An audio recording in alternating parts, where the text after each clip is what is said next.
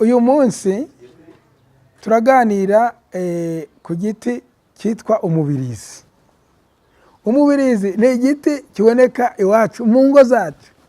Umubirizi ni igiti kiri iwacu ahangaha aho dutuye, mu baturanyi duturanye nabo, ndetse umubirizi hari igihe tugira n'imbago z'amasambu yacu.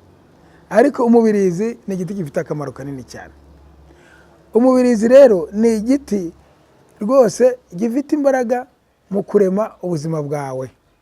Cyane cyane umubirizi ukora mu bijyanye no kuba ufite ikibazo mu myanya y'ubuhumekero. Imyanya y'ubuhumekero y'umubirizi uteguye neza ufite akamaro kanini cyane. Abandi ba kera bajya bawukoresha ngo bawuvuguta ngo barawuha abana, nabwo nanone wagira icyo ukora mu bijyanye no kuwuha abana, ariko cyane cyane mu myanya y'ubuhumekero umubirizi ufitemo akamaro kanini cyane. Wadufasha ufite ikibazo cy'ubuhumekero, wawutegura neza kandi ukakugira akamaro ku buzima bwacu.